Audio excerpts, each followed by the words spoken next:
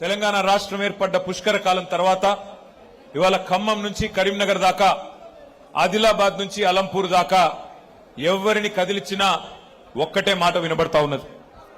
ఎట్లుండే తెలంగాణ ఎట్లయిపోయింది, అప్పుడే మంచిగుండే, మళ్ళీ కేసీఆర్ రావాలే అనే మాట వినబడుతున్నది. సంక్షేమం ఆగమైపోయింది, అభివృద్ధి ఆగిపోయింది. ఇక ఈ మధ్య కాలంలో మీరు చూస్తే ఒకటి కాదు రెండు కాదు ఎన్ని రకాల అరాచకాలు జరుగుతున్నాయో నాకంటే బాగా మీరే చూస్తా ఉన్నారు. ఈ మధ్య కాలంలో గౌరవ ముఖ్యమంత్రి రేవంత్ రెడ్డి గారు ఒక టీవీ ఛానల్ కి ఇంటర్వ్యూ ఇచ్చారు బెంగళూరులో. కొద్దిగా అక్కడ ఉన్న హడావుడు మానేస్తే కొద్దిగా ప్లీజ్ వాళ్ళని ఊకోబెట్టు. అయ్యా అక్కడ ఎందుకు అంత హడావుడి, కొద్దిసేపు ప్లీజ్ కొద్దిసేపు మనసు పెట్టి వినండి. ఒక టీవీ ఛానల్ కి ఇంటర్వ్యూ ఇచ్చారు. అందులో ఏం చెప్తాడు ఆయన? Hitler is my inspiration, Hitler నాకు స్ఫూర్తి. ఆయన అంటాడు అందులో, ఐ డెమాలిష్డ్ లైక్ ఎనీథింగ్, ఇష్టం వచ్చినట్టు కూలగొట్టినా. మేం చేసిన demolition compare with Iran, Israel. నేను ఇంగ్లీష్ లో చెప్పినా మళ్ళీ తెలుగులో చెప్తా. ఎవడన్నా బుద్ధిన్నోడు నాకు రావణాసురుడు, నరకాసురుడు స్ఫూర్తి అంటాడా? వాడే ఆదర్శం అంటాడా? మరి అట్లాంటి వాడు హిట్లర్, వాళ్ళకి మించిన రాక్షసుడు హిట్లర్. అట్లాంటి హిట్లరే నాకు ఆదర్శం. ఆ హిట్లర్ నాకు ఆదర్శం ఈయనకు వచ్చిరాని బట్లర్ ఇంగ్లీష్ లో మళ్ళీ గొప్పగా చెప్తా ఉన్నాడు. చెప్పడమే కాదు, ఐ డెమాలిష్డ్ లైక్ ఎనీథింగ్, నేను కూలగొట్టేసిన, మొత్తం విధ్వంసం చేసిన అన్నాడు. ఒక్కసారి మా పాలేరు బిడ్డలందరినీ నేను అడుగుతా ఉన్నా, గుర్తున్నదా వెలుగు మట్ల? ఎన్ని ఇండ్లు కూలగొట్టిండు ముఖ్యమంత్రి? 1000 ఇండ్లు. రాత్రికి రాత్రి ఒక రాక్షసుడు లాగా 3 జిల్లా మంత్రులు, ముఖ్యమంత్రి కూడబలుక్కొని ఎస్సీ, ఎస్టీ, బీసీలు కట్టుకున్న ఒక కాలనీని అర్ధరాత్రి వాళ్ళ అనుయాయుల కోసం, వాళ్ళ అనుచరుల కోసం, వాళ్ళ రియల్ ఎస్టేట్ దందా కోసం వెలుగుమట్లలో 1000 ఇండ్లు కూలగొట్టి ఇవాళ దాన్ని గొప్పగా చెప్పుకుంటున్నాడు ముఖ్యమంత్రి. ఐ డెమాలిష్డ్ లైక్ ఎనీథింగ్ అని చెప్పి ఇవాళ ఒక శాడిస్ట్ మాదిరిగా చాలా నికృష్టంగా మాట్లాడుతున్నాడు ముఖ్యమంత్రి. యుద్ధం మిగిల్చే విషాద ఛాయల్ని అది తన కీర్తి కిరీటంలో అదో కలికితురాయిలాగా చెప్పుకుంటా ఉన్నాడు రేవంత్ రెడ్డి. పేదలు రోడ్డున పడితే, ఆడబిడ్డలు కాళ్ళు విరిగి కాళ్ళు నొచ్చి ఆ రోజు ఖమ్మంలో కుంటుతూ పరిగెడుతుంటే ముఖ్యమంత్రికి అది పైశాచిక ఆనందం అందిస్తున్నదంట. ఆయనే చెప్తున్నాడు, ఇది నేను చెప్పడం కాదు. వీళ్ళు ఏడుస్తుంటే నాకు సాడిస్టిక్ ప్లెజర్ అనిపిస్తున్నది అని చెప్తున్న పరిస్థితి. ఇక ముఖ్యమంత్రి ఏమో హిట్లర్ అని చెప్పుకుంటే, మీ ఖమ్మం జిల్లాలో ఉన్న 3 మంత్రులు హిట్లర్ దగ్గర పనిచేసే గోబెల్స్ నే మించిపోయినారు. దండుపాలెం ముఠాకు నాయకుడు రేవంత్ రెడ్డి అయితే, దండుపాలెం బ్యాచ్ కు నాయకుడు రేవంత్ రెడ్డి అయితే, ఇక్కడ 3 ముఖ్య అనుచరులు తిష్ట వేసుకుని కూర్చున్నారు. అందులో మరీ ముఖ్యంగా మీ పాలేరు నుంచి ప్రాతినిధ్యం వహిస్తున్న ఆయన. ఇక ఆయన గురించి అయితే చెప్తా. పుష్కర కాలం నీళ్లతో, నిధులతో, సంక్షేమ పథకాలతో, రైతు కన్నీరు లేకుండా పుష్కలంగా మరి పంటలతో విలసిల్లిన తెలంగాణ ఇవాళ ఈ ముష్కరుల పాలనలో ఇబ్బందుల పాలయ్యింది. వాస్తవమా కాదా మీరే ఆలోచన చేయండి. 12 ఏళ్ల తర్వాత ఇవాళ ఒక్క మాట నేను అడుగుతా ఉన్నా. ఒకవైపు రాష్ట్ర రెవెన్యూ మాత్రం పడిపోతా ఉన్నది, రాష్ట్ర రెవెన్యూ తగ్గుతున్నది. కానీ రెవెన్యూ మంత్రి గారి అవినీతి సామ్రాజ్యం మాత్రం 100,000 రెట్లు పెరిగిపోతా ఉన్నది. నేను చెప్పింది కరెక్టేనా? ఇవాళ మీ రెవెన్యూ మంత్రి గారి గురించి కొద్దిసేపు మాట్లాడుకోవాలా.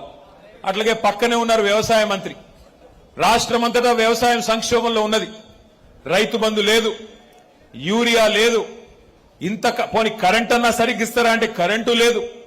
అట్లాగే మరి మీరు రైతు బంధు ఇవ్వకపోయినా, రైతు బీమాకి డబ్బులు కట్టకపోయినా, యూరియా ఇవ్వకపోయినా, కష్టపడి ఆరుగాలం కష్టపడి రైతు పంట పండిస్తే 60 రోజుల పాటు కనీసం ధాన్యం కొనే దిక్కు లేదు.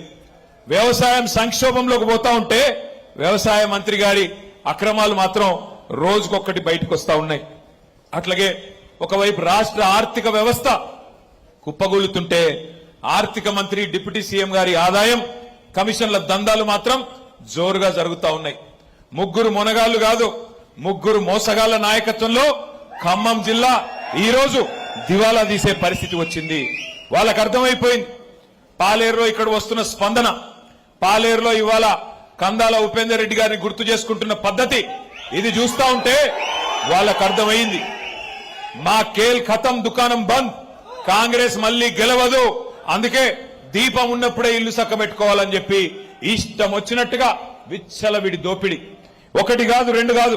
మీ బాంబుల మంత్రి గురించి చెప్పాలంటే పొంగులేటి కాదు, ఆయన పేరు బాంబులేటే. ఆయన గురించి చెప్పాలంటే ఎంత సంపాదించాడంటే ఆ నోట్లు లెక్కబెట్టే మెషిన్లు ఉంటాయి చూడు, నోట్లు లెక్కబెట్టే మెషిన్లు కూడా అలసిపోయేంత అక్రమ సంపాదన మీ మంత్రి గారు. ఒకటి కాదు రెండు కాదు, తెగించినాడు. సెప్టెంబర్ 28, 2024 సెప్టెంబర్ 28, 2024 అంటే ఇంకో 4 నెలలు అయితే 2 సంవత్సరాలు గడిచిపోతుంది. ఈడీ వచ్చి పొంగులేటి గారి మీద రైడ్ చేసింది. ఇప్పుడే మీరు చూశారు ఆ వీడియోలో, అది మనం తయారు చేసింది కాదు, టీవీల వాళ్ళు.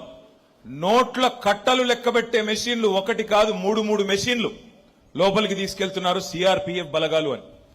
2 ఏళ్లు కావస్తుంది కదా, ఏమైంది మరి ఆ కేసు? ఎక్కడ పోయినాయి 100 కోట్లు? దొరికిన 100 కోట్లు చెప్పగలరా ఎవరన్నా? ఎక్కడ పోయింది? ఇటు బీజేపీ వాడు మాట్లాడాడు, అటు కాంగ్రెస్ వాడు మాట్లాడాడు, అటు ఈడీ వాడు కనీసం ఒక స్టేట్మెంట్ కాదు, ఒక ట్విట్టర్లో ఒక ట్వీట్ కూడా పెట్టాడు. ఎందుకు మరి? ఏం జరుగుతా ఉంది? ఏం జరుగుతా ఉందంటే, మీరు గెలిపించిన పాలేరు ఎమ్మెల్యే ఇవాళ రెవెన్యూ మంత్రిగా ఉన్న పొంగులేటి శ్రీనివాసరెడ్డి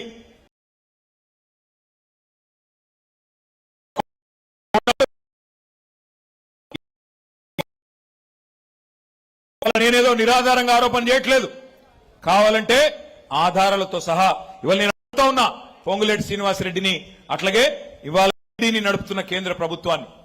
ఏ కారణం చేత 2 ఏళ్లైనా ఎందుకు మరి ఆ రైడ్ మీద ఒక్కటంటే ఒక్క స్టేట్మెంట్ కూడా బయటికి రాలేదు? ఎందుకు మంత్రి గారి మీద కేసు పెట్టలేదు? ఏంటి మీ లాలూచి అని నేను అడుగుతా ఉన్నా. అట్లాగే ఒకటి కాదు రెండు కాదు, 1 కోటి ఎకరాలు తెలంగాణ రాష్ట్రంలో రెవెన్యూ మంత్రి గారి నాయకత్వంలో 1 కోటి ఎకరాల భూములని ఇవాళ ప్రాహిబిటెడ్ లిస్ట్ లో పెట్టారు. 22A కింద పెట్టి లేని ఆంక్షలు పెట్టి పిలిచి బెదిరించి భూ యజమానులను 20% నుంచి 30% భూములు రాయించుకొని నికృష్టమైన పనులు చేస్తా ఉన్నాడు ఇవాళ ఇక్కడి నుంచి గెలిచిన పాలేరు ఎమ్మెల్యే గారు. ఇదేదో నేను ఆయనతోనేదో ఆయన మీద ఇంకో దాంతో చెప్పట్లేదు. ఆయన మొన్నటిదాకా మనతోనే ఉన్నాడు కదా, ఆయన మీద నాకేం కోపం ఉంటుంది. కానీ చాలా నికృష్టమైన పనులు 24 నెలలలో రేవంత్ రెడ్డి ఘరానా దొంగ అయితే పొంగులేటి శ్రీనివాసరెడ్డి గజ దొంగ మాదిరిగా ఇవాళ దోచుకుంటున్న విషయాన్ని మీకు చెప్పడానికి నేను ఇక్కడికి వచ్చాను. నేను ఒకటే అడుగుతా ఉన్నా మిమ్మల్ని, ఇవాళ రేపు మన పిల్లలు ఎంత ఫాస్ట్గా ఉన్నారు. ట్రైలర్ చూస్తేనే చెప్తున్నారు సినిమా హిట్టా ఫట్టా. అట్లాంటిది ఇక్కడ ఇంటర్వెల్ అయిపోయింది కదా, ఇంటర్వెల్ ఫస్ట్ హాఫ్ మొత్తం డిజాస్టరే కదా. ఏమన్నా ఉందా? 2.5 ఏళ్లలో పీకింది ఏమన్నా సాధించింది ఉందా? అటర్ ఫ్లాప్ సినిమాకి అర్ధశత దినోత్సవం అన్నట్టు ఇలా పోజులు కొడతా ఉన్నాడు పొంగులేటి శ్రీనివాసరెడ్డి. ఇంకొక వీడియో కూడా నేను మీకు చూపెడతా. ఈయన డైలాగులు, ఈయన అహంభావం చూశారు కదా. బీసీ మంత్రుల్ని కొండా సురేఖ గారిని మాట్లాడనీయకుండా మైకు కట్టేయడం, పక్కనే ఉండే వాకిటి శ్రీహరి మంత్రి గారి మీద కాగితాలు ఇసిరేయడం.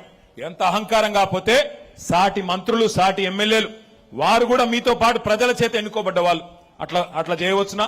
అంత అహంకారం. అధికారులను పట్టుకొని, కలెక్టర్లను పట్టుకొని నీకు సెన్స్ ఉందా అంటున్నాడు. నేను అడుగుతా ఉన్నా, నీకుందా సెన్సు?